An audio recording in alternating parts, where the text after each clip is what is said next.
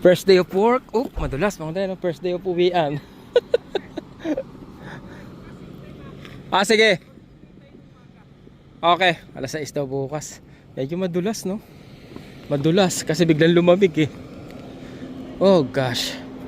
Pambihira ako.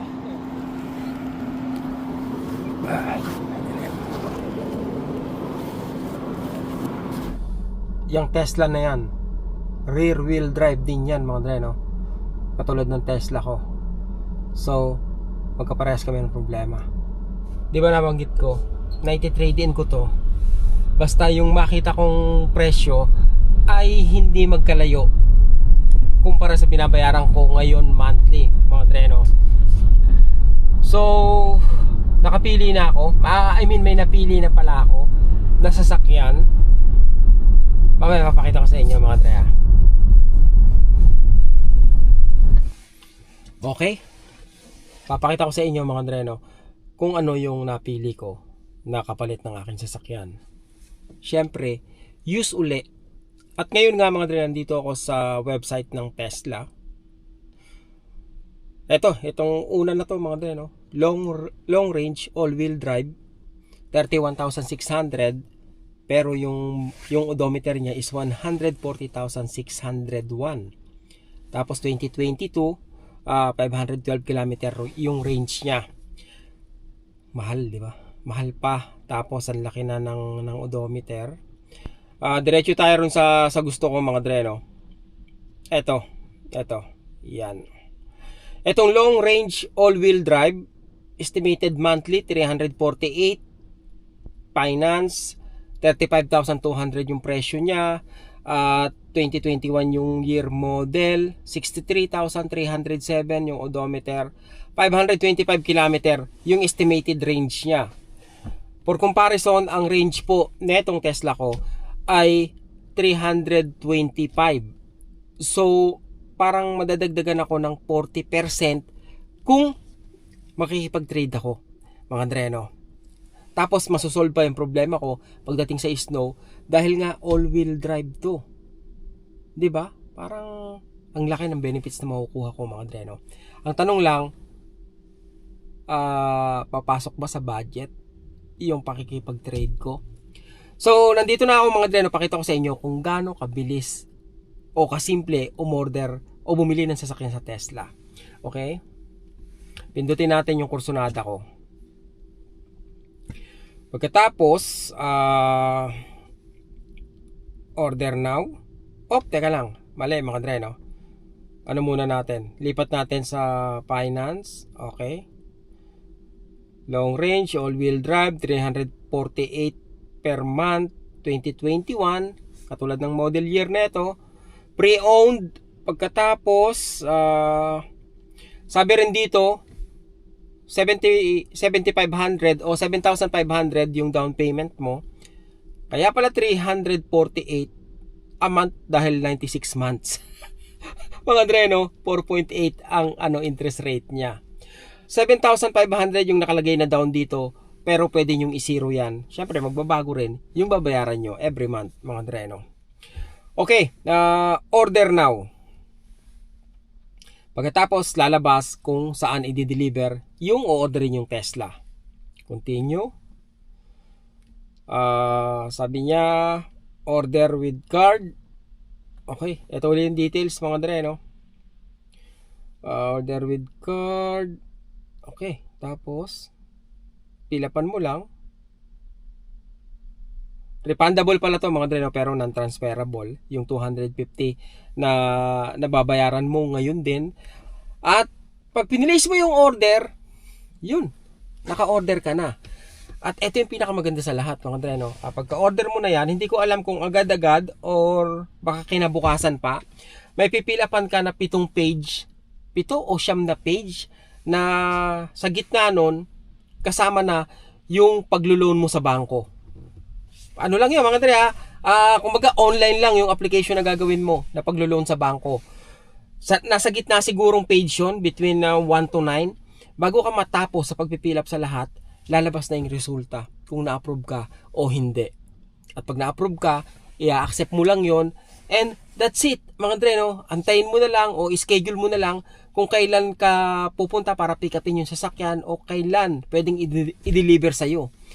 Ganun kasimple, mga dreno. Kaya nakakatuwang bumili o umorder ng sasakyan sa Tesla kasi nga hassle free. Wala yung mga nagbebenta ng sasakyan na kung ano-anong sinasabi sa'yo, kung ano-anong kwento, yung sasakyan na 35,000 bago ka makaalis ng dealership, naging 40,000 na dahil sa dami ng additional. Yung ganon. Kaya maganda yung experience ko, mga dreno, sa pagbili ng Tesla. But anyway, ayun, galing, di ba? Anong ginawa ko na? Bali, nagpa-estimate na ako, mga dreno, kung magkano. Eto, yung trade-in value niya. A few months ago, nagpa-estimate na rin ako. Doon ko nalaman na sobrang laki ng ibinaba ng presyo ng sasakyan na to. Pinresyuhan nila ako ng 25,500 para sa trade-in value. Lumabas na yung balita kung magkano yung estimate nila para sa ngayon. 23,900. Diba? Yung pakikipag-trade-in, kung iti-trade-in ko man to, mga dreno, sabi ko nga sa inyo, nakadepende kung magkano yung babayaran ko monthly. Hindi ko alam kung parang gumagana yung trade-in, at sigurado ako malaki yung negative equity, mga dreno. Kaya hindi ko alam kung magkano yung kalalabasan monthly. Pag nakipag-trade-in ako, sigurado tataas, mga dreno. Ang tanong ko lang is, acceptable ba o kaya ba ng bulsa ko yung itataas?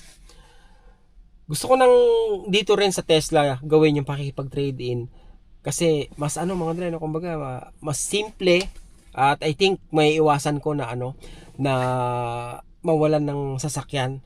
I mean, bago ko pa ibigay sa kanila to, o kaya pag pick upin ko na yung sasakyan nakapalit na ito, at tsaka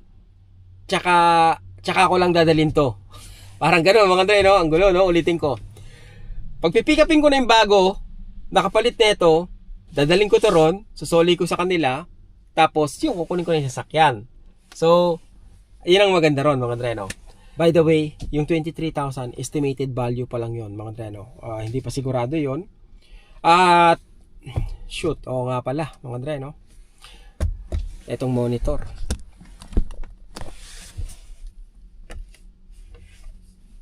Hindi ko alam kung napanood nyo yung vlog ko. Pinalitan ko etong handle ng monitor na to, mga dreno. Dati yan eh. Pag bumili po kayo ng Tesla, hindi nagagalaw yung screen nyo.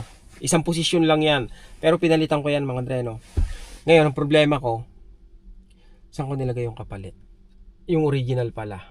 Hindi ko matandaan kung saan ko tinabi. Kung tinabi ko ba o baka tinapon ko na. Pag tinapon ko na, di additional na kaltas na naman yun, mga dreno, sa resale value nito. O sa nito, trade-in value. But anyway, hindi pa naman sigurado kung makikipag-trade ako kasi kailangan ko talagang malaman muna yung number. At bukod pa ron, yung insurance din pala. Dahil mas mataas yung trim model ng sasakyan na ipapalit ko, isang bagay yung sigurado, tataas din yung insurance ko. So, I think dapat ko munang asikasuhin ngayon yung insurance kung magkano aabutin. O kaya antayin ko muna na ma-confirm sa Tesla kung magkano yung estimated na itataas ng magiging monthly ko sa pakikipag-trade-in ko. Then, that's the time na ayusin ko yung insurance kung sakaling magkasundo kami sa presyo. Antayin ko lang yung tawag nila. Palagay nyo, sulit ba? 40% yung madadagdag sa range ko.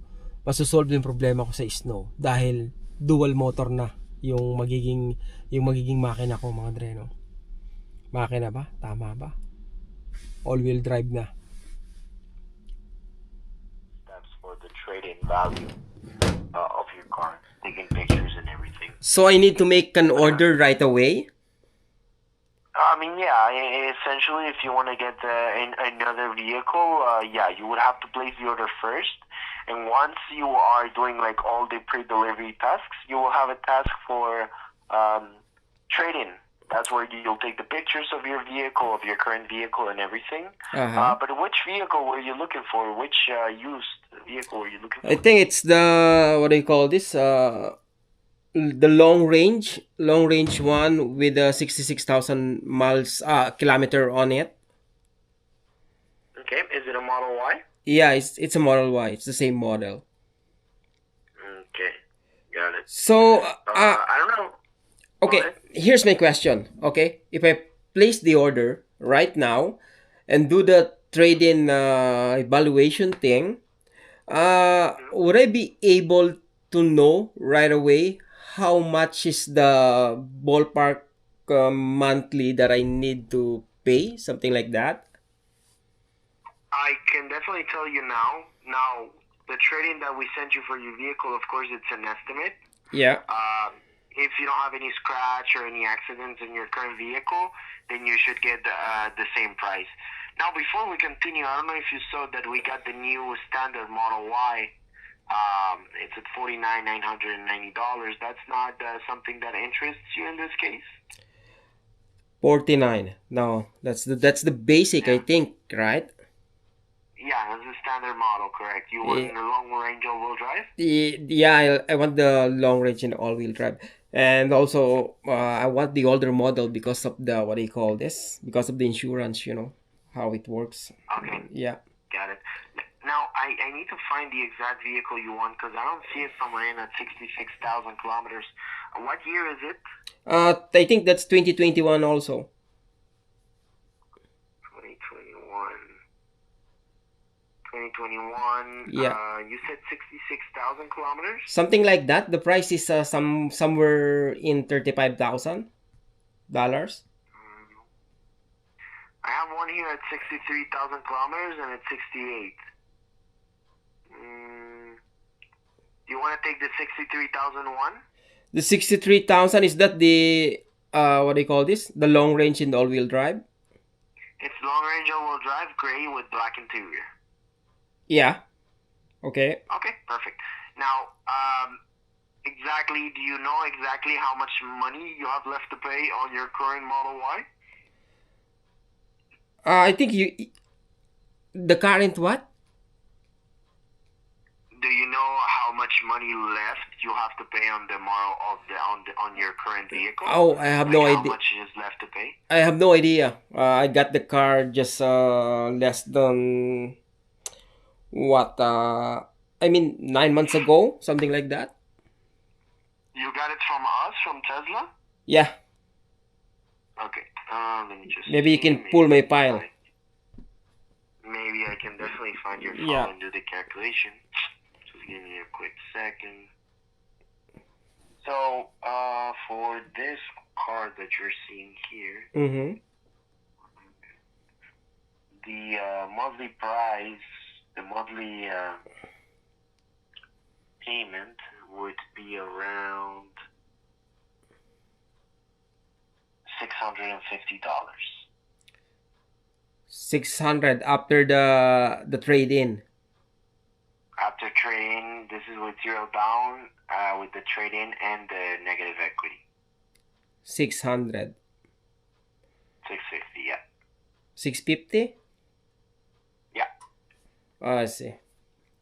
Okay, let me think about that. That's quite a big jump. Yeah, no, I completely get it. I mean, take your time to think about it. You already have my phone number and my email, the email I sent you.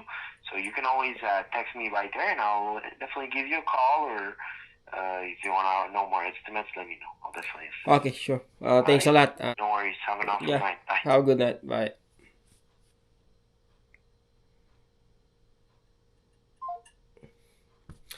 Wow.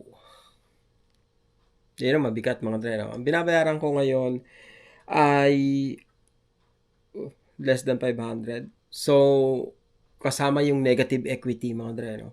Kasi nga, nag-depreciate na yung sasakyan ko at malaki yung nag-depreciate niya. Wala naman akong problema sa depreciation. Ang problema ko is pag nagpalit ako. 'Di ba? Kasi magiging, imagine 650. Let's say, sabihin na natin 500 yung binabayaran ko ngayon.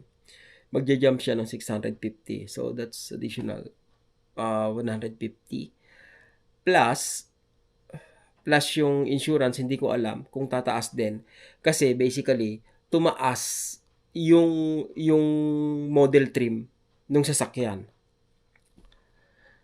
Wala akong balak umalis sa Tesla, mga dreno. Kahit pa sa nangyari ngayon, parang gusto ko pa rin ng Tesla. So, kailangan ko pag-isipan. Kailangan magaling na pag-iisip to, mga dreno. Hindi ako magpapabudol basta-basta. 'Di ba? I mean, isang beses pa lang nangyari to. I don't know. Nagawan ko naman ng paraan. Yun nga lang, talagang maiinis ka eh. 'Di ba? I mean, nabalaho yung sasakyan mo sa ice na flat. Imagine, 'di ba? Parang nakakahiya yung ganun. Tingnan mga ano, malaman kung ano mangyayari. Pero desidido ako mga tayo, desidido ako na napalitan siya na i-trade in siya ng all-wheel drive tsaka long range.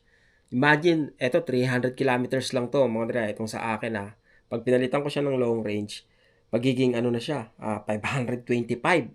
Kaya lang, yung yung amount ng pera din na dumagdag, ang laki rin. Di ba? 150. And I'm not willing to pay that amount of money para sa convenience na pwede ko naman munang isaalang-alang. Diba? Let's see kung saan darating tong kung saan nahantong mga dreno. Wait, we don't have to start the day yet.